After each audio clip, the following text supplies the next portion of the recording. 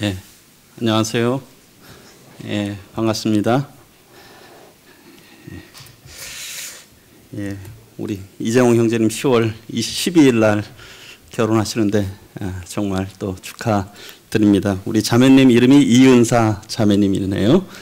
또 우리 은사를 따라서 또 귀하게 섬겨가시는 아름다운 가정 되시기를 기도합니다. 예,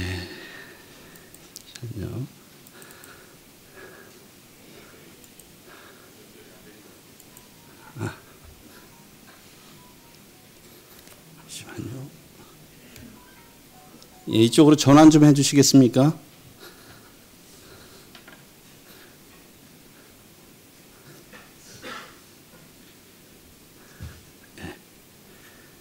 예, 오늘 말씀은 그 요엘서 2장으로 하도록 하겠습니다. 요엘서 2장.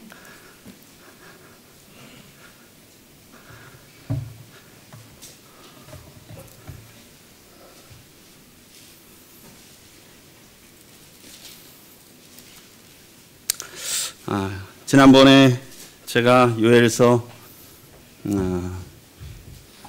1장 말씀을 지난 7월에 말씀을 나눴습니다. 유례없는 재앙이라고 하는 말씀으로 나눴는데 오늘은 요엘서 2장 제가 읽어드리도록 요엘서 2장 말씀 됐습니까? 예, 감사합니다. 제가 한번 일단 요엘서 2장 펴셨으니까 제가 오늘 제목은 그 나팔을 불라라고 하는 제목으로 말씀을 드리도록 하겠습니다. 나팔을 불라. 예, 우리 성도님들이 자주 또 이렇게 접하시기 쉽지 않으신 말씀이어서 제가 요엘서 2장을 17절까지 먼저 좀 읽어 드리도록 하겠습니다. 2장 1절, 제 구약성경 1271쪽입니다. 시온에서 나팔을 불며 나의 거룩한 산에서 경고의 소리를 질러 이 땅 주민들로 다 떨게 할지니 이는 여호와의 날이 이르게 됨이니라. 이제 임박하였으니 곧 어둡고 캄캄한 날이요 짙은 구름이 덮인 날이라. 새벽빛이 산꼭대기에 덮인 것과 같으니 이는 많고 강한 백성이 이르렀습니다. 이와 같은 것이 옛날에도 없었고 이후에도 대대에 없으리로다. 불이 그들의 앞을 사르며 불꽃이 그들의 뒤를 태우니 그들의 예전의 땅은 에덴 동산 같았으나 그들의 나중의 땅은 황폐한 들 같으니 그것을 피한 자가 없도다. 그의 모양은 말 같고 그 달리는 것은 기병 같으며 그들이 산꼭대기에서 뛰는 소리는 병거 소리와도 같고 불꽃이 건물을 사르는 소리와도 같으며 강한 군사가 줄을 벌이고 싸우는 것 같으니 그 앞에서 백성들이 질리고 무리의 낯빛이 하얘졌도다. 그들이 용사같이 달리며 무사같이 성을 기어오르며 각기 자기의 길로 나아가되 그 줄을 이탈하지 아니하며 피차에 부딪히지 아니하고 각기 자기의 길로 나아가며 무기를 돌파하고 나아가나 상하지 아니하며 성중에 뛰어들어가며 성 위에 달리며 집에 기어오르며 도둑같이 창으로 들어가니 그 앞에서 땅이 진동하며 하늘이 떨며 해와 달이 캄캄하며 별들이 빛을 거두도다.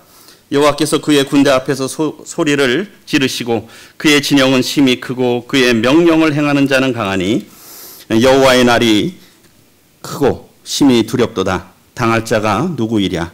여호와의 말씀에 너희는 이제라도 금식하고 울며 애통하고 마음을 다하여 내게로 돌아오라 하셨나니 너희는 옷을 찢지 말고 마음을 찢고 너희 하나님 여호와께로 돌아올지어다. 그는 은혜로우시며 자비로우시며 노하기를 더디하시며 인애가 크시사 뜻을 돌이켜 재앙을 내리지 아니하시나니 주께서 혹시 마음과 뜻을 돌이키시고 그 뒤에 복을 내리사 너희 하나님 여호와께 소제와 전제를 드리게 하지 아니하실는지 누가 알겠느냐.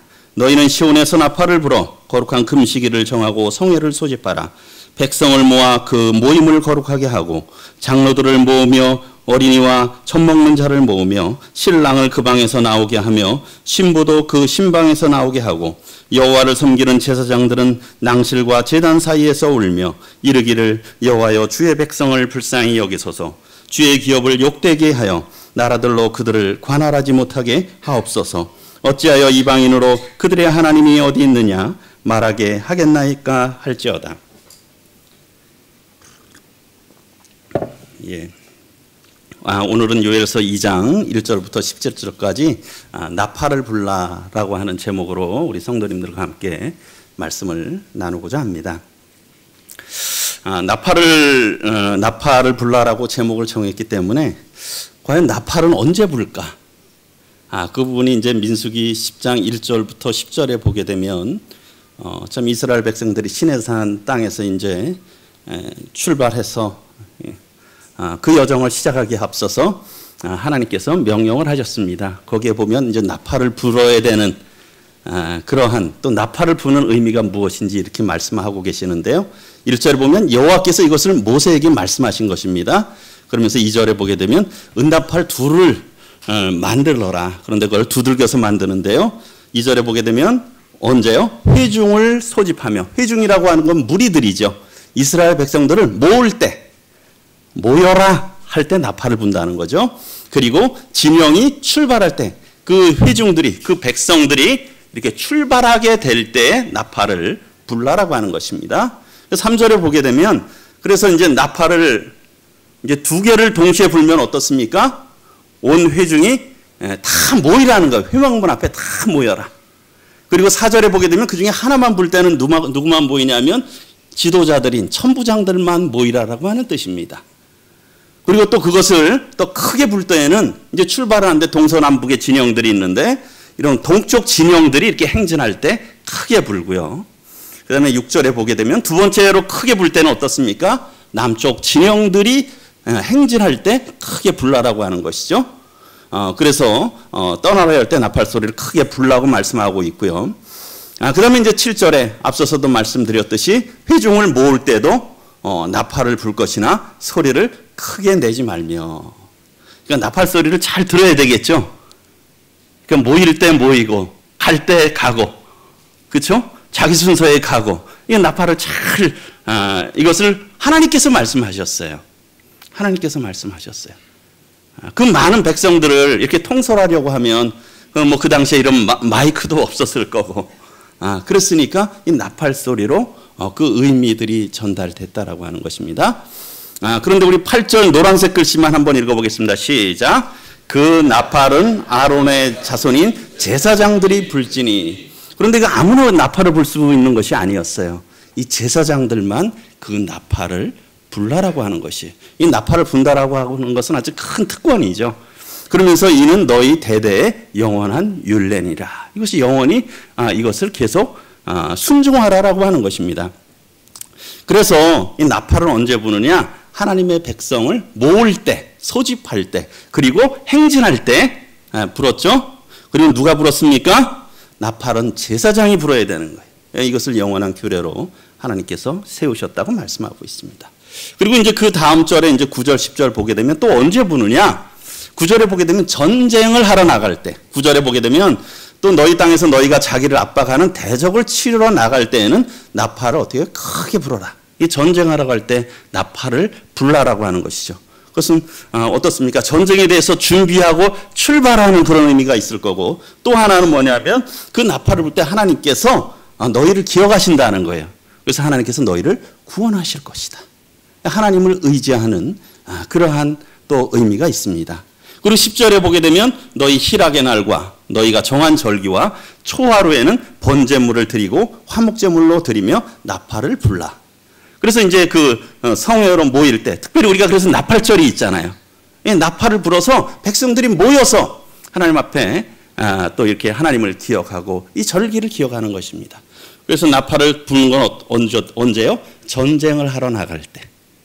그래서 모든 그 백성들로 하여금 경각심을 갖게 하고 준비하게 하게 되고, 그 다음에 어떻습니까? 하나님의 구원을 의지하게 하기 위해서 나팔을 불었다라고 하는 것입니다. 그리고 또 하나님께서 정한 절기에, 특별히 우리가 나팔절에 이런 나팔을 불면서 하나님을 기억하고 또 하나님 앞에 제사를 드렸던 것을 보게 됩니다. 이런 나팔을 부는 이런 것들을 생각하시면서 오늘 말씀을 이렇게 들으시면 좋을 것 같습니다. 지난번에 제가 말씀드렸지만 좀 한 달 이상, 2달 가까이 됐기 때문에 또 잊어버리실 수가 있기 때문에 요엘서의 전체적인 내용이 어떤 부분이냐 하는 부분을 다시 한번 말씀드리겠습니다. 그래서 요엘이라고 하는 선지자가 활동한 시기나 이 요엘서가 언제 쓰여져 있는지에 대해서는 다양한 의견들이 있어요. 뭐 포로 전이다 또는 포로 후다. 포로도 포로 전도 그 한참 전이다. 아니면 뭐 포로를 임박했을 때다. 뭐 이제 다양한 의견들이 있지만 많은 학자들이 대부분 한 BC 한 800년경을 지지하고 있습니다. 그리고 이제 요엘서는 3장까지 있는 굉장히 짧은 성경입니다. 그런데 1장 1절부터 2장 17절까지는 특별히 지난번에 제가 말씀드린 게 1장을 중심으로 말씀드렸는데 현재에 그들이 닥치고 있는 메뚜기 재앙 그것이 이제 1장의 주된 내용입니다. 그리고 이제 오늘 다룰 내용이 그 나머지 부분 2장 1절부터 17절까지인데 장차 임할 여호와의 날에 대해서 요엘서 전반부에서는 하나님께서 요엘을 통해서 백성들에게 경고하십니다. 그리고 경고하시는 이유가 무엇이겠습니까? 그들로 하여금 회개하고 돌이켜서 이 재앙을 당하지 않도록 하기 위함이라는 것이에요. 이것이 요엘서 앞부분의 내용이고요. 그 다음에 요엘서 후반부의 내용은 어떤 내용이냐면 하나님께서 하나님의 이런 말씀에 따라 진정으로 회개하고 돌이키는 자에게는 하나님께서 회복을 해 주시겠다. 그리고 축복을 회복뿐만 아니라 축복을 허락하시겠다. 그러한 말씀이 요엘서 후반부에 있습니다. 그런 부분들을 이렇게 생각하시면서 오늘은 이제 요엘서 그 전반부에 있는 두 번째 장차 임할 여호와의 날에 대한 경고 이런 부분을 중심으로 말씀을 드리겠습니다. 또 지난번에 했던 것 1장의 내용 못 들으신 분들도 있고 잊어버리신 분들도 있을 것 같아서 조금 말씀드리면 요엘서 1장 1절부터는 그 재앙이 있는데요. 요엘서 1장 우리 1장 4절 같이 한번 읽어보겠습니다. 요엘서 1장 4절 시작.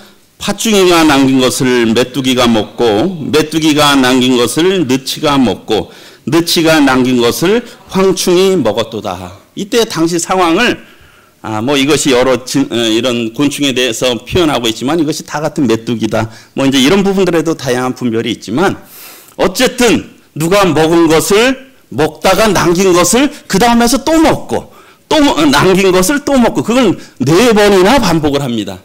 그러니까 어떻게 되겠어요? 남은 것이 있겠습니까? 없겠습니까? 남은 것이 없는 거예요. 그 당시 상황이 그렇다는 거예요. 지금의 이제 닥친 상황들이 이렇게 처참한 상황, 유례없는 재앙이라는 것이죠. 그래서 이 말씀에 대해서 이 부들에게 임한 여호와의 말씀인데 이 들으라는 거예요. 귀를 기울여서 이것을 들으라. 그리고 어때요? 이런 말씀들을 말하라라고 하는 거예요. 특별히 자손과 그 자신에게 말하라라고 하는 거죠. 이런 상황들을. 그러면서 아까 읽어드렸던 황폐한 상황이 메뚜기 떼들이 아주 남김없이 다 먹어버렸다는 것이에요. 이것은 유례없는 재앙이라는 것이죠. 그랬을 때 5절부터 14절 이런 상황인데 그래서 하나님께서 말씀하시는 것은 무엇입니까? 너희는 울라라고 하는 거예요. 울라. 지난번에도 말씀드렸죠. 왜 하나님께서 울라라고 말씀하셨을까요? 우는 사람한테 울라라고 말하겠습니까? 울지 않으니까 울라라고 말한 거예요. 울지 않으니까. 이 상황이면 정말 울고 통회하고 하나님의 은혜를 구해야 되는데 울지 않아요.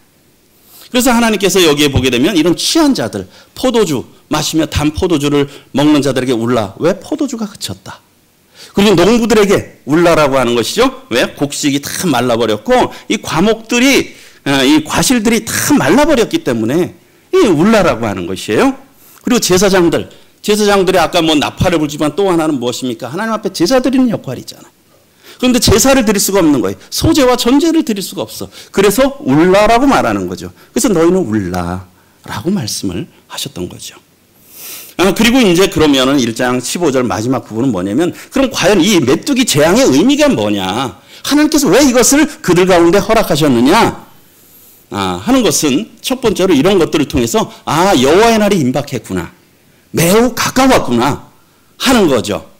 그리고 이제 그들이 지금 당한 것이 참 어려운 상황이지만 그것은 뭡니까? 현재의 재앙은 앞으로 일어날 일의 전조. 마치 이런 것들을 미리 보여주는 거예요. 우리 예전에 그 복싱 경기가 유명할 때 어떻습니까? 본 게임 하기 전에 무슨 게임 합니까? 오픈 게임 하잖아요. 예?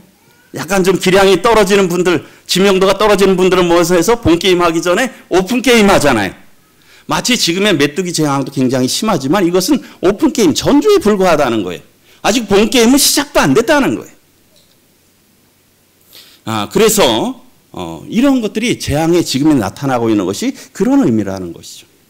그래서 이제 지난번에 우리가 말씀드렸지만 참 올해 아주 역대급 더위 아닙니까? 그렇죠? 요즘에는 역대급이 너무 많아요. 맨날 기록이 갱신돼. 그렇죠? 매년 기록이 갱신돼요. 아마 내년이면 또 기록이 갱신될지 모르겠어요. 이런 시대를 우리는 살아가고 있어요. 우리가 이런 시대를 지금 살아가고 있다는 것입니다. 이런 것들은 많은 날에 또 우리가 전조로 생각할 수 있다라고 하는 것이죠. 그래서 선지자는 이런 상황과 피폐한 상황을 생각할 때 하나님 앞에 부르짖을 수밖에 없었습니다.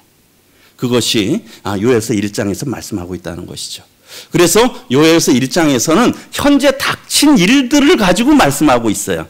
그럼 요엘서 2장은 무엇입니까? 앞으로 닥칠 일에 대해서 경고하고 있는 겁니다.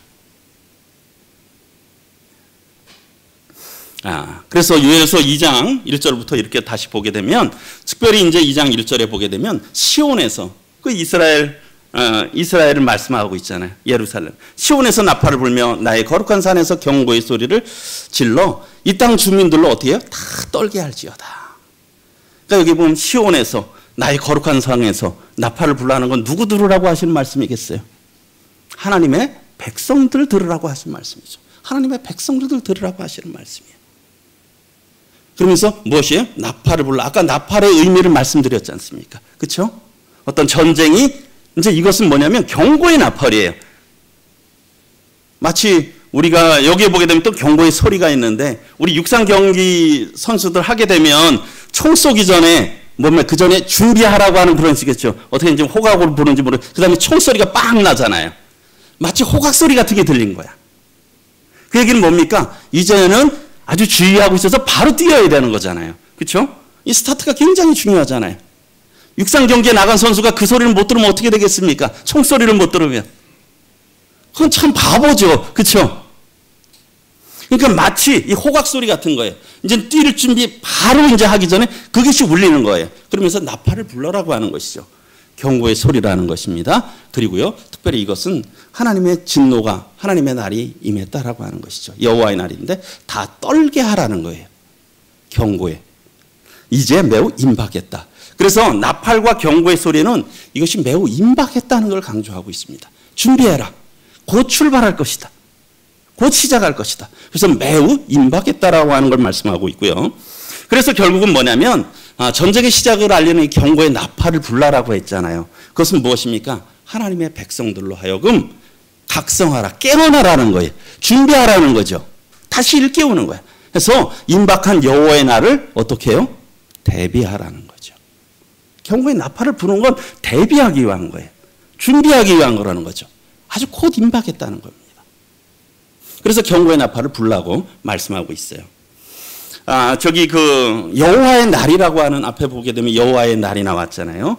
그 요엘서 1장 15절에도 여호와의 날이, 요엘서에는 5번인가 여호와의 날이라고 하는 표현이 나옵니다.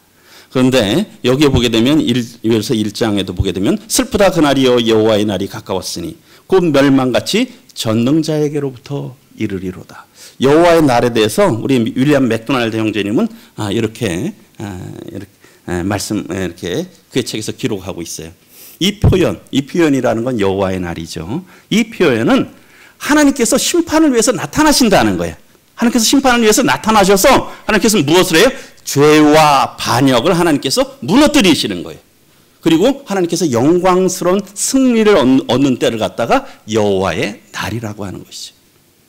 하나님이 의와 온전히 통치하는. 그래서 어때요? 죄와 이 죄인들을 파멸시키시는 거예요.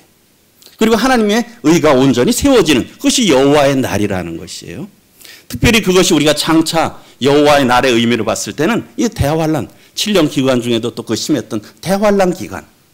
그리고요, 그러니까 휴거 이후부터 그 이후 때, 그때가 이제 여호와, 그러니까 대환란 기간과 주님의 지상재림, 그리고 그리스도의 천년 통치, 하늘과 땅이 불로 최종적으로 멸망당하는 것을 모두 포함해서 여호와의 날이라고 한다는 것이에요.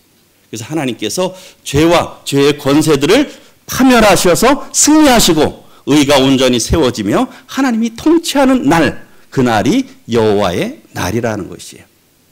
그런 부분들은 구약의 역사에서도 그때그때마다 또 하나님의 여호와의 날이 있으셨죠. 그들이 죄로 인해서 죄를 지을 때 하나님께서는 아수르를 불려서 이스라엘 백성들을 이스라엘 북왕국 이스라엘을 끌어가셨고, 또 남왕국이 범죄했을 때 그 바벨론 제국을 끌어와서 그들로 하여금 바벨론의 포로가 되게 하셨잖아요. 그런 것들이 또 여호와의 날이죠. 그러나 궁극적으로 또 이러한 여호와의 날을 생각할 수가 있는 것입니다. 그래서 저희가 바라보고 있는 것은 장차 있을 여호와의 날이죠. 네. 그런 부분들이 참 여호와의 날임을 생각하시면서 그냥 2절 3절 보시게 되면, 그런데 이 임박한 여호와의 날이 어떠냐, 여기서는 앞에 것은 1장은 그것도 굉장히 심했다 그랬잖아요. 근데 그거는 오픈 게임에 불과하다는 거예요. 그건 전조에 불과하다는 것이죠. 여기는 더 심하다는 거예요. 그래서 우리 여기에 노란색 바탕으로 되어 있는 부분 함께 읽어보겠습니다. 시작.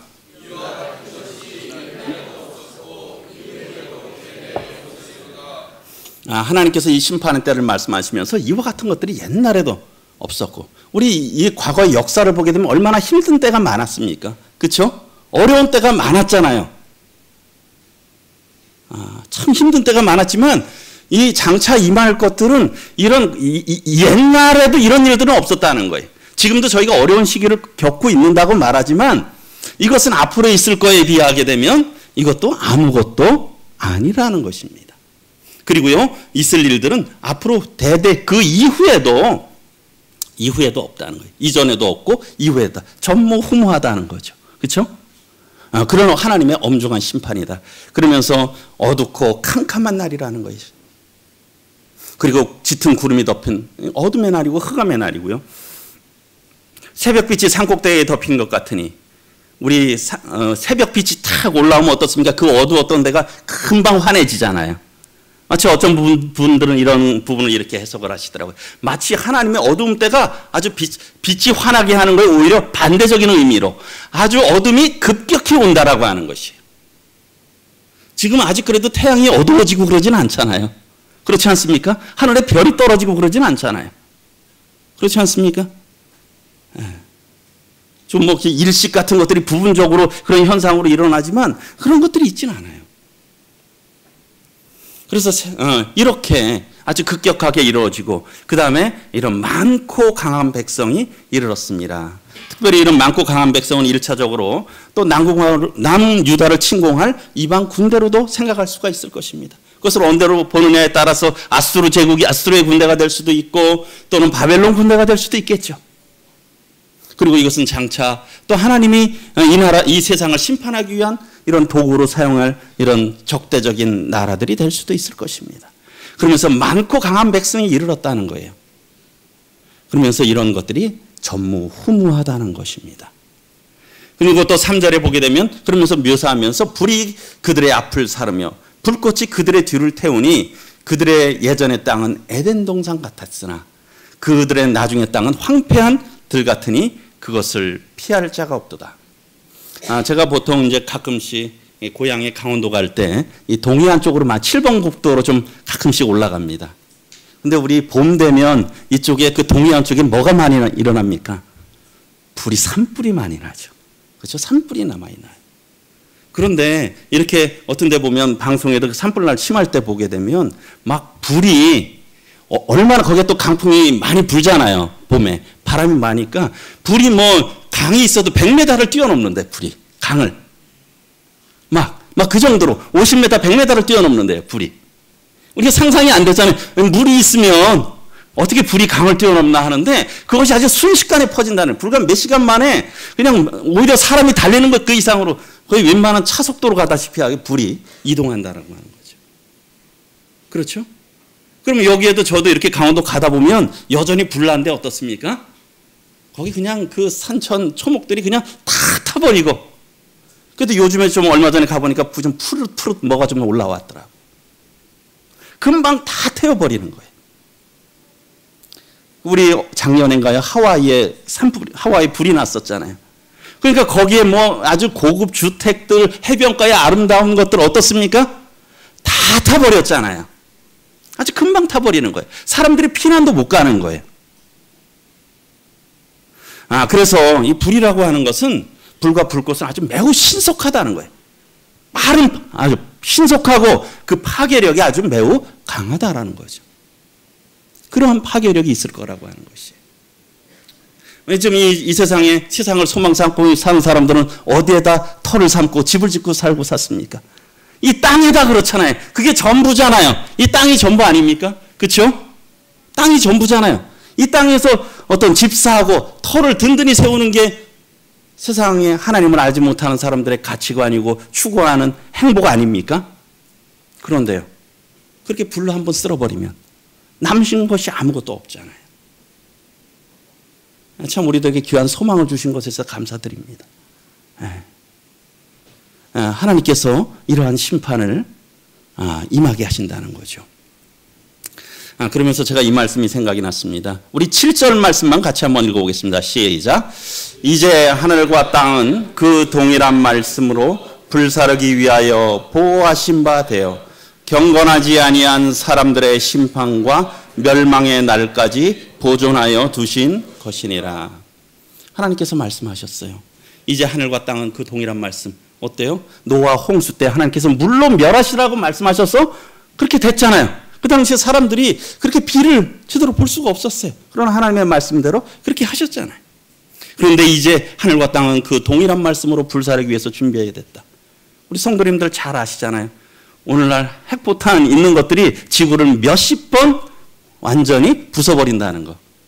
그런데 문제는 뭡니까? 그 핵폭탄을 누를 수 있는 버튼을 누가 갖고 있어요? 요즘에 보면.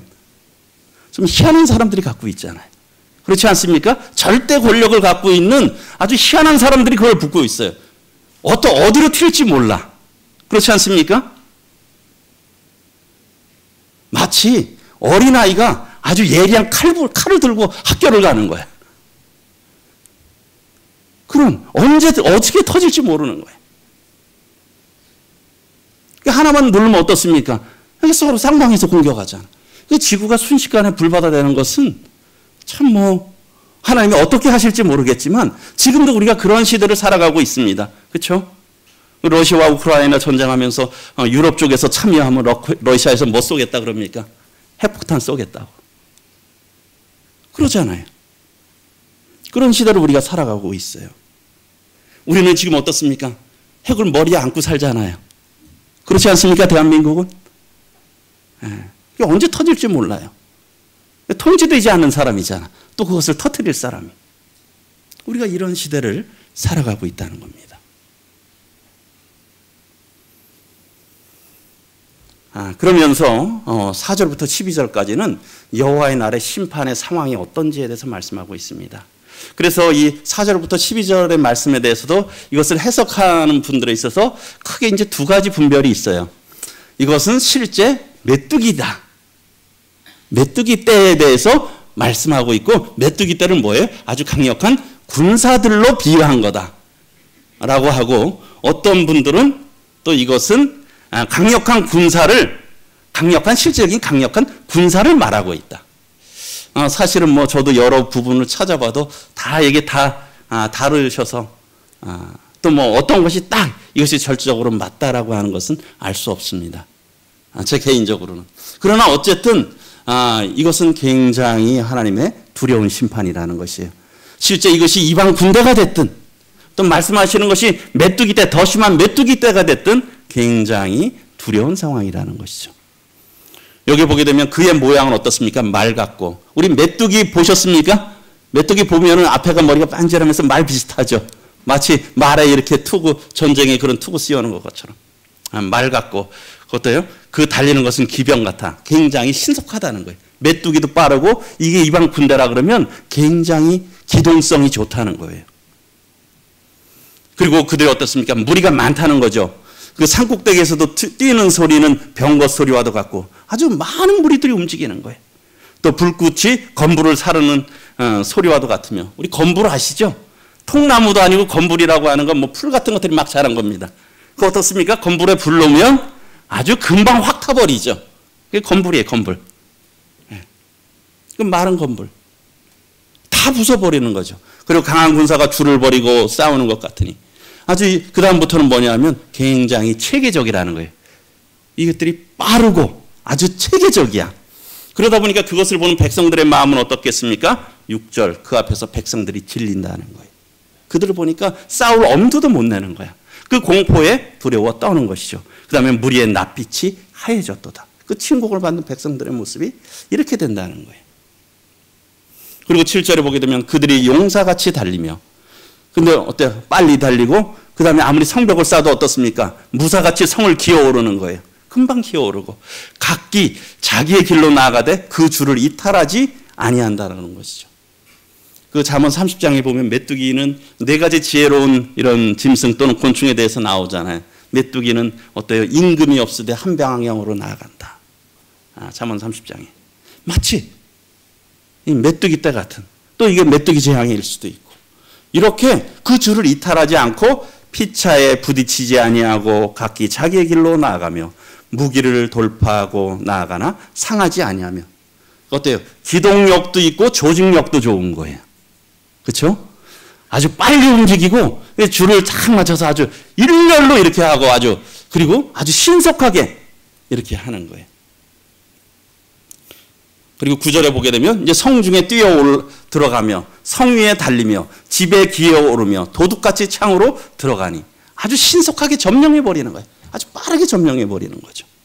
그러다 보니까 어때요? 10절에 그 앞에서 땅이 진동하며 하늘이 떨며 해와 달이 캄캄하며 별들이 빛을 거두도다. 그런 상황을 보는 백성들은 얼마나 두렵겠습니까? 얼마나 두렵겠어요. 네. 이런 상황이 있다는 거죠. 그런데 11절에 보게 되면 여호와께서 그의 군대 앞에서 소리를 지르시고 그의 진영은 힘이 크고 그의 명령을 행하는 자는 강하니. 그러니까 이것을 부른 분이 누구시라는 겁니까? 하나님이시라는 거예요. 하나님께서 부르셨다는 거예요. 하나님의 심판의 도구로 부르셨다는 거죠. 그러니까 세계에 일어나고 있는 일이 사실은 우연이 없어요. 어디 왕이 어느 나라의 대통령이 세워지고 어느 나라가 강대국으로 등극하고 하는 것들이, 인물이 세워지고 어느 나라가 강성해지는 것이 우연이 없다는 거예요. 하나님의 다 손길 가운데 있는 겁니다. 그러면서 그의 명령을 행하는 자는 강하니 어떻습니까? 여호와의 날이 크다는 거예요. 그 다음에 심히 두렵도다. 이 두려운 날이라는 거죠. 그러면서 당할 자가 누구랴? 이것을 피할 자가 없고 막을 자가 없는 거예요. 아무리 지금 세계의 어떤 평화와 지속적 안정을 위해서 각국의 리더들이 무엇을 한다고 해도 이것을 막을 수가 없어요. 왜요? 하나님의 여호와의 날은 다가오니까요. 하나님은 죄에 대해서 심판하시고 그 대적들을 파멸시키시고 하나님께서 승리하시고 영광 받으셔서 의가 통치해야 되기 때문에 그런 것입니다. 그것이 여호와의 날이잖아요. 지금 그것을 향해 달려가고 있는 거예요. 지금의 우리가 그 시대를 우리도 역시 살아가고 있다는 거죠. 그래서 이런 침략자들이 어때요? 아주 신속하다, 빠르다, 그리고 조직적이에요. 그리고 무서운, 그래서 공격력을 갖고 있다는 거예요. 그렇지만 어떻습니까? 이는 다 하나님의 도구라는 거예요. 하나님이 도구로 쓰시는 거예요. 아무도 이 엄중한 심판을 피할 수가 없다. 이것이 여호와의 날에 앞으로 닥칠 심판이라는 것입니다. 참 그러면서 이 말씀이 생각났습니다. 주님께서 재림의 때에 대한 예언, 누가복음 21장에서 이렇게 말씀하면서 1월 성신에는 하늘의 달과 해와 이런 별들에게 이런 징조가 있다는 거죠. 그래서 땅에서는 민족들이 바다와 파도의 성난 소리로 인하여 혼란한 중에 곤고하리라. 지난번에 우리 김종만 형제님이 그런 말씀하셨던 것 같아요. 저희 그룹 형제님들하고 저 바닷가에 가서 이렇게 식사를 하시는데, 예전에 그 형제님이 강원도 사천 바닷가 출신이시거든요. 그런데 옛날 저기 어떤 때 태풍 같은 거 올 때면은 바다가 우는 것 같대요. 큰 짐승이 우는 것 같아요. 그 두려움을 참 잘 감당을 못하는 거죠. 어두운 방 가운데 그 바다가 우는 것과 같은. 나중에 이런 1월 성신에 이런 많은 것들이 혼돈이 있을 때 참 바다와 파도가 성난 소리로 인해서 참 이런 혼란한 소리를 들을 때 많은 백성들은 공포에 떨 것입니다. 그러니까 사람들이 세상에 임할 일들을 보고 무서워해서 참 기절한다는 거예요. 그리고 하늘의 권능들이 흔들리겠습니다. 하나님께서 질서를 세워두셨잖아요. 우리 아까 김종환 형제님 말씀하면서 참 하나님께서 우주를 얼마나 참 아름답게 지으셨고 질서를 이루셨어요. 그렇죠? 우리가 아주 딱 살기 좋게 이런 행성들도 맞춰놓으시고 우리가 살 수 있도록 아주 쾌적한 환경 속에서 모든 것들이 지금 만족돼서 이것이 우리가 지금 살고 있는 겁니다. 그런데 어때요? 하늘에 이런 질서들이 무너지는 거예요. 흔들거리는 거예요. 그러면 어떻게 되겠습니까? 참 두려운 거잖아요. 네. 그러면서 7절에 우리 27절, 28절 같이 한번 읽어보겠습니다. 시작. 그때 사람들이 인자가 구름을 타고 능력과 큰 영광으로 오는 것을 보리라. 이런 일이 되기를 시작하거든 일어나 머리를 들라. 너희 속량이 가까웠느니라 하시더라. 그때 사람들이 이런 일들이 있을 때 주님이 다시 오신다는 거예요. 통치하기 위해서. 이것은 아마 주님의 지상재림을 말씀하고 계신 것 같습니다. 이런 일이 되는 걸 시작하면 머리를 들라라고 하는 거예요. 일어나서 머리를 들라라고 하는 것이죠. 주님의 다시 오심을 또 맞이해야 되고 이 하늘을 쳐다봐야 되는 거잖아요. 땅만 보고 살아서는 안 되는 것이에요. 일어나서 머리를 들라라고 말씀하고 있어요.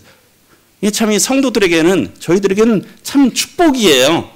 이 세상이 지금 어려운 거 있지 않습니까? 성도들에게 소망 아닙니까? 주님의 오심이 가까웠다는 거예요. 너희 속량이 가까웠다. 이 몸의 구속을 받고, 그렇죠? 우리 얼마나 연약함이 많습니까? 이 또 세상에 대해서 이 죄에 대해서 연약함이 있잖아요. 하나님께서 우리를 구원하실 날, 그것을 생각할 때 머리를 들라. 이 성도들의 소망이 여기 있는 거죠. 그렇지 않습니까? 이 말씀이 꿈만 같습니까? 그러나 이것은 우리에게 하나님께서 하실 약속의 말씀이라는 거예요. 오늘 살아가고 있는 것이 현실이듯이 하나님께서 우리들에게 또 장차 있을 일을 말씀하고 계신다는 거죠. 그래서 결국은 2장 12절부터 17절까지는 너희는 돌아오라는 겁니다. 그런데 어때요? 정말 참되게 돌아오라는 거예요. 여기에 보게 되면 여호와의 말씀에 너희는 이제라도 지금이라도 금식하고 울며 애통하며 마음을 다해서 내게 돌아오라는 거예요. 그러니까 너희는 옷을 찢지 말고 이스라엘 백성들이 뭔가 참 슬프고 통회할 일이 있으면 옷을 찢었잖아요. 그렇죠? 다윗도 그래서 옷을 찢었었는데 그건 참 회개에 대한 외적인 표시죠. 그런데 당시에 또 이런 부분들이 많았다는 거예요. 실제 마음은 그렇지 않은데 겉으로만 옷을 찢는 거야. 그래서 하나님께서 너희의 진정한 마음으로부터 돌이키라라고 하는 거죠. 하나님께로 돌아오라는 것은 뭡니까? 하나님을 떠났다는 거죠. 하나님의 백성들이. 하나님을 떠났다는 거예요. 그들의 마음에 새로운 것이 자꾸 있었어요. 하나님 대신 다른 것. 이 세상의 것들. 세상의 신이 자꾸 있었어요. 참 우리도 이런 것들에서 하나님 앞에 참 은혜를 구해야 된다고 생각합니다. 저도 역시 마찬가지예요. 이런 말씀을 나누지만 저도 역시 마찬가지입니다. 정말 하나님 앞에 정말 회개하는 심령. 그런 것들이 필요하잖아요. 우리의 마음을 자주 잡고 있는 거 우리가 하나님 앞에 생각해 볼 필요가 있어요. 과연 나의 마음을 빼앗고 있는 게 무엇이냐? 지금 가장 큰 관심사가 무엇입니까? 우리 여기에 대부분 평균 한 5, 60연세는 되신 것 같아요. 노후 생활이십니까? 나의 마음을 가장 노후 생활의 안정화, 안락, 또 아니면 자녀들의 결혼, 자녀들의 안녕. 과연 우리의 마음을 잘 사로잡고 있는 것은 무엇이냐는 것이죠. 주님께서 말씀하셨듯이 이때가 오면 머리를 들라, 일어나라, 때가 가깝다. 참 저희들의 마음이 다시 이런 때를 보면서 참 하나님께로 돌아가야 될 것입니다. 그러면서 하나님은 은혜로우시고 자비로우시고 노하기를 더디하시고 인애가 크시사 그 재앙을 하나님이 이런 말씀을 하시는 이유가 뭐겠습니까? 재앙을 내리기를 원하지 않으시는 거예요. 돌이키기를 원하시는 거예요. 그래서 주께서 혹시 마음과 뜻을 돌이키셔서 오히려 복을 내리시고 여호와께 소제와 전제를 드리는 그런 제사가 회복되게 하실 것이다. 그래서 돌아오라고 말씀하고 있고요. 또 그러면서 15절부터 17절까지는 성회의 나팔을 불라. 성회. 우리 15절 말씀 읽어보겠습니다. 시작. 너희는 시온에서 나팔을 불어 거룩한 금식일을 정하고 성회를 소집하라. 성회라고 하는 건 거룩한 모임이잖아요. 거룩한 모임이에요. 이것은 뭐냐면 우리가 개인적인 거룩도 중요하지만 하나님께서 이스라엘이라고 하는 야곱의 12아들 그들을 공동체로 부르셨잖아요. 그렇죠? 불러낸 무리들이잖아요. 이 성회가 거룩한 무리들이잖아요. 거룩한 무리들이 모인 거예요. 교회가 무엇입니까? 우리가 에클레시아라 그러잖아요. 불러낸 무리들. 그러니까 이미 이 재앙이 공적인 재앙이듯이 물론 개인적인 회개도 참 중요하죠. 개인적인 회개가 돼야 됩니다. 그리고요, 교회에 공적으로 이런 회개가 필요하다는 거예요. 이스라엘 공동체에 공적으로 그런 회개가 필요하다는 것이죠. 어떻습니까? 왕이 잘못하면 어떻어요? 그 나라가 다 망했잖아요. 백성들이. 하나예요. 하나된 공동체라는. 그러면서 이 성회로 소집하라고, 그러니까 나팔을 부는데 이때는 무슨 나팔입니까? 나팔의 의미는 모이라라는 뜻이에요. 모여라. 나팔을 불 때 모여라라고 하는 거죠. 그런데 여기에 보면 백성을 모아서, 근데 그 모임이 어떻게 되냐? 거룩한 모임이 돼야 된다는 거예요. 그러면서 누구를 모아요? 장로들을 모으고 어린아이와 정 먹는 자를 모이고 신랑을 그 방에서 나오게 하며 신부도 그 신방에서 나오고. 신명기 24장 5절에 보게 되면 저 결혼한 지 1년 안 된 신랑 신부는 군대도 안 가요. 그리고 각종 직무에서도 배제돼. 근데 여기는 어떻습니까? 어린아이, 젖 먹는 자까지. 걔네들은 무엇을 알겠어요? 걔네들도 다 나오라. 장로들은 물론이고 온 백성들 성인들은 물론이고 여긴 새 신랑, 새 신부 다 나오라는 거예요. 여기는 예외가 없다는 거죠. 이것은 무엇을 의미하겠습니까? 하나님의 진노가 아주 매우 임박했다. 그것이 매우 아주 엄미하다. 그리고 이 모든 사람에게 다 임한다. 그러니까 예외가 없이 다 나와서 하나님 앞에 회개하고 하나님께 회복을 구하는 이런 거룩한 모임이 되라는 것이에요. 그래서 여호와 특별히 17절에 보게 되면 제사장들이 낭실과 제단 사이에서 울며 성전에서 울며 이르기를 어떻게 해야 되냐. 기도의 방법도 알려주고 계시죠. 하나님 저희를 불쌍히 여겨주세요. 하나님 저희를 불쌍히 여겨주세요. 우리는 하나님의 은혜 아니면 참 살아갈 수 없는 자입니다. 아무리 우리가 뭘 한다 그래도 하나님이 참 하나님 보시기엔 너무 형편없는 자들이 너무 악한 자들이에요. 우리들끼리 비교할 때는 내가 조금 그럴 수 있을지 몰라도 하나님 앞에서는 우린 참 악하고 연약한 자들이에요. 다 회개가 필요한 자들이에요. 그러니까 하나님 앞에 구하는 것은 무엇입니까? 하나님 제가 무엇을 했으니까요가 아니라 불쌍히 여겨주세요. 그리고 어떻게 기도합니까? 주의 기업을 욕되게 하여 나라들로 그들을 관할하지 못하게 하옵소서. 어찌하여 이방인들이 그들의 하나님이 어디 있느냐 말하게 하겠나이까 할지어다. 기도도 어떻게 하라고 하는 걸 말씀하고 계세요. 우리가 이만큼 했으니까 돌이켰으니까 은혜 베풀어 주세요가 아니라 하나님의 일. 저희들은 참 형편없지만 저희들은 참 악하지만 멸망당해 마땅하지만 하나님의 이름을 위하여 하나님의 영광을 위하여 이런 은혜를 저희들에게 베풀어 주소서. 이렇게 고백하고 있는 겁니다. 우리가 하나님 앞에 이렇게 나아가야 될 것입니다. 성회로 소집해서 여기는 예외가 없어요. 모든 성도들이 다 나와서 이건 하나님의 백성들에게 하시는 말씀이에요. 하나님 저희를 불쌍히 여겨주세요. 하나님의 이름을 위하여 저희들에게 은혜를 베풀어 주소서. 교회의 은혜를 베풀어 주소서. 우리가 하나님 앞에 함께 기도해야 될 것입니다. 요약을 말씀드리겠습니다. 2장 1절부터 3절까지는 어떻습니까? 여호와의 날이 임박했기 때문에 무슨 나팔을 불어라? 경고의 나팔을 불어라는 것이에요. 이것은 전무후무한 아주 엄중한 심판의 때라고 하는 것이죠. 그 다음에 2장 4절부터 11절까지는 여호와의 날의 심판 상황이 어때요? 참 이런 메뚜기 땐지 실제 이방 군대인지는 알 수 없지만 아주 그들이 신속하고 조직적이고 강력한 파괴력으로 이 백성들을 다 멸하는 거예요. 예외 없이. 누구도 피할 수 없죠. 그런데 이것은 누가 보내셨습니까? 하나님께서 심판의 도구로 여호와의 날의 심판의 도구로 예비하신 것입니다. 그렇기 때문에 하나님의 엄중하신 두려운 심판이 매우 임박했다라고 하는 것입니다. 그리고 마지막 부분에서는 그렇기 때문에 하나님께로 돌아와라. 그랬을 때 어때요? 우리가 마음을 다해서 참된 회개를 하고 돌아와라. 외식적이고 가식적인 것이 아니라 옷을 찢지 말고 마음을 찢고 하나님 앞에 돌아와서 구하라는 것이죠. 하나님의 이름을 위하여 저희를 불쌍히 여겨주세요. 하나님 앞에 우리가 은혜를 구해야 될 것입니다. 그리고 끝에 어떻습니까? 성의 나팔을 부르라는 거예요. 모이라는 거예요. 모이라는 거예요. 거룩한 모임이 되고 함께 하나님 앞에 나아가서 부르짖으라는 거예요. 여기는 예외가 없다는 것입니다. 심판도 예외가 없고 이 모일 때도 예외가 없는 겁니다. 그래서 오늘 뭐 여러 부분들을 이렇게 생각할 수 있지만 제가 이렇게 교훈 받은 부분들은 우리가 경고는 뭡니까? 각성, 깨우는 거잖아요. 각성의 나팔 소리를 우리가 잘 들어야 되잖아요. 그렇죠? 잘 들어야 되는 겁니다. 그리고 깨어 있어야 돼요. 네. 그래서 주님께서 아까 누가복음 21장에서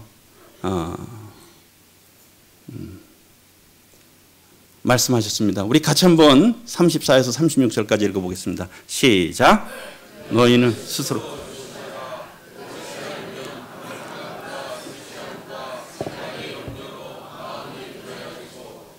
밖에 그날이 덕과 같이 너에게 임하리라. 이 날은 온 지구상에 거하는 모든 사람에게 임하리라. 이러므로 너희는 장차 올 이 모든 일을 능히 피하고 인자 앞에 서도록 항상 기도하며 깨어 있으라 하시니라. 너희는 우리는 스스로 조심하라라고 하는 겁니다. 조심해야 돼요. 조심하지 않으면 우리가 뭐 방탕하고 술 취하는 성도들은 없으시죠? 그러나 우리의 또 특별히 생활의 염려들로 인해서 어떻게 돼요? 그러면 마음이 둔해지는 거예요. 염려 없으신 분 있으십니까? 우리가 염려가 없어야 되죠. 염려가 없어야 됩니다. 마음이 둔해지고 마음이 둔해진다는 거예요. 그러다 보면 이 경각심을 갖지 못하는 거예요. 경주를 해야 되는데 운동장에 달려서 딱 하는데 지금 예비 호각 소리가 나는데 그 육상 선수가 딴 생각을 하고 있어요. 지금 딴 생각을 하고 있으면 되겠습니까? 안 되겠습니까? 안 되죠. 언제 총소리가 울리나 그거를 아주 주의 깊게 듣고 총소리 나는 동시에 바로 뛰어야죠. 그렇지 않습니까? 네. 그 군대에서 요즘은 기상나팔을 안 하는 것 같아요. 우리 형제님들 계실 때 기상나팔 했잖아요. 아침에 기상나팔 해요. 그러면 신병 때는 저희도 어땠냐면 신병 때면 한 10분 전이나 15분 전에 미리 깨어나요. 근데 일어나서 앉아 있어도 혼을 나니까 그냥 누워 있고 옷을 슬금슬금 입죠. 그러니까 벌써 기상나팔 울리기 전에 준비하고 있는 거예요. 기상나팔 울리면 그냥 바로 나가려고. 왜요? 기상나팔 했는데도 그때 뭐 허둥지둥 되고 아예 일어나지도 않으면 신병이 그러면 어떻게 되겠습니까? 그건 난리 나는 거죠. 그렇지 않습니까? 미리 기상나팔이 하기 전에 미리 깨어나는 거야. 왜? 긴장을 하니까 깊이 잠을 잘 수가 없어. 그때가 되면 미리 잠이 깨져. 그리고 준비하고 있는 거죠. 기상나팔 울릴 때를. 우리 데살로니가전서 4장 16절 말씀 이 앞에 있는데요. 같이 한번 읽어보겠습니다. 시작. 주께서 호령과 천사장의 소리와 하나님의 나팔 소리로 친히 하늘부터 강림하시리니. 주님께서 여기도 하나님의 나팔 소리가 있죠. 이 자리에 혹시 하나님의 나팔 소리를 못 듣는 분이 계신다면 그거 큰일 아닙니까? 그렇죠? 이 나팔 소리 못 들으면 큰일 아니에요?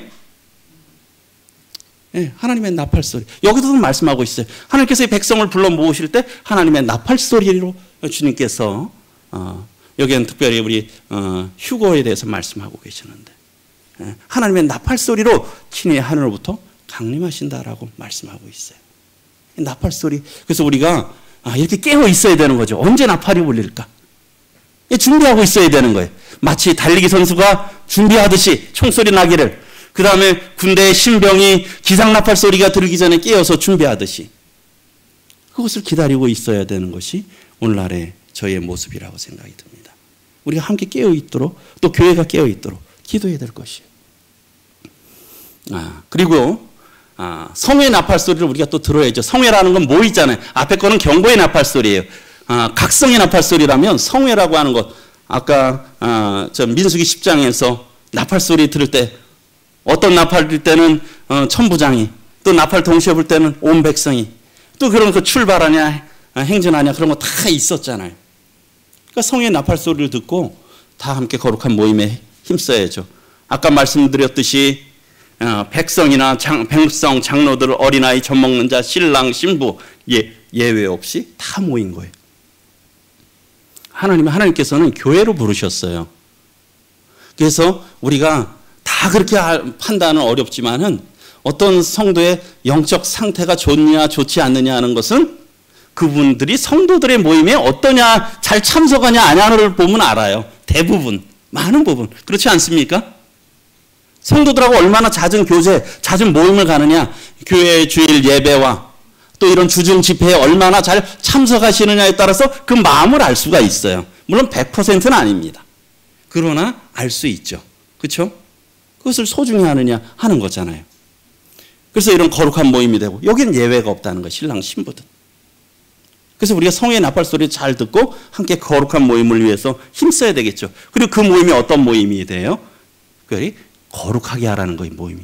참 교회에 우리가 모이기를 힘쓰고, 우리 모임이 울산충북 모임이 어떤 모임이 돼야 됩니까? 거룩한 모임이 돼야 돼요. 아름다운 모임이 돼야 돼요. 속으로 모일 때도 참 아름다운 모임이 돼야 돼요. 거기 어떤 분란이나 다툼에 그런 것들이 있다면 그것은 하나님이 기뻐하시는 것이 아니죠.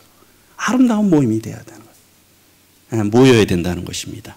그래서 지난해 교회 우리 주제 말씀이 히브리서 10장 24, 25절. 그래서 모이기를 폐하는 어떤 사람들의 습관과 같이 하지 말며, 이게 습관이 된다는 거예요. 습관이 된다는 거예요. 이런 습관 가지 않고 우리가 서로 모이기를 힘써야 될 것입니다. 예외 없이 함께 해야 된다는 거예요. 교회 모든 일들에 함께. 전쟁이 났는데 나만 괜찮으면 괜찮습니까? 온 세상의 모든 사람에게 임하는 것이잖아요. 우리가 함께 해야 된다는 것입니다. 함께 깨어야죠. 그리고 세 번째로 우리가 경고의 나팔을 불어야 됩니다. 그렇죠? 나팔 소리, 경고의 나팔도 잘 듣고, 성의 나팔도 잘 듣고, 그걸 어때요? 우리가 경고의 나팔. 에스겔서에 보게 되면 그 말씀하면서 파수꾼으로 세웠다. 근데 적군이 오는데도 파수꾼의 목적은 무엇입니까? 남은 진중의 백성들을 깨우기 위한 거잖아요. 그래서 어때요? 3절을 보면 그 사람이 그 땅에 칼이 임함을 보고 나팔을 불어 백성에게 경고하되. 이게 파수꾼의 책임입니다. 그래서 나팔 소리도 듣고도 정신 차리지 않으면 파수꾼의 책임은 아니에요. 그렇죠? 그러니까 우리의 참 이 말씀으로도 교훈을 저희들이 참 책임이 있죠. 저도 역시 오늘 나팔을 분 거 아닙니까? 그렇지 않습니까? 저도 역시 이 나팔을 또 불어야 되고, 제가 전한 나팔에 대해서 저도 또 깨어나야 돼요. 우리 성도님들도 이 나팔 소리를 듣고 반응을 하셔야 되는 거죠. 네. 그래서 근데 이제 그 다음 구절에 보게 되면 이 파수꾼이 나팔을 불지 않아요. 그럼 어떻습니까? 그 피를 그에게서 찾겠다고 말씀하고 있어요. 참 우리가 이것은 또 복음 전하는 일들을 생각할 수 있지 않습니까? 우리 민수기 10장 8절 말씀 읽어보겠습니다. 시작. 그 나팔은 아론의 자손인 제사장들이 불지니 이는 너희 대대의 영원한 율례니라. 나팔은 누가 분다고요? 제사장들. 우리는 제사장들 아닙니까? 제사장들이잖아요. 우리는 나팔을 불어야 돼요. 나팔을 불어야 되는 겁니다. 우리가 좀 있으면 또 추석 명절도 있고 가족들도 만나는데 나팔을 불어야죠. 경고의 나팔을 불어야 됩니다. 우리가 또 경고의 나팔을 알지 못하는 분들에게 불어야 될 것이고, 또 우리가 성의 나팔을 또 교회에서도 선포돼야 되겠죠. 이러한 우리가 나팔이, 하나님의 나팔 소리를 교회를 통해서, 우리의 삶을 통해서 계속 우리가 불고 또 듣고 반응하고, 그런 일들이 이 마지막 시대에 저에게 있어야 될 것이라 생각이 듭니다. 예, 기도드리겠습니다. 아버지 하나님, 하나님의 자비하심 감사를 드립니다.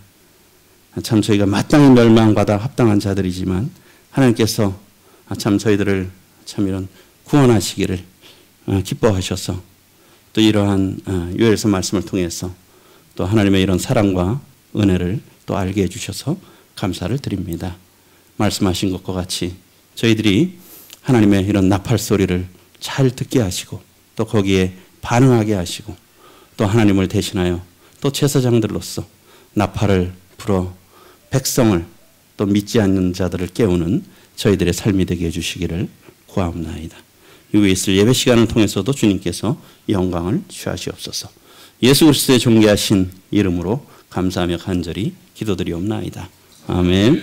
네, 수고하셨습니다.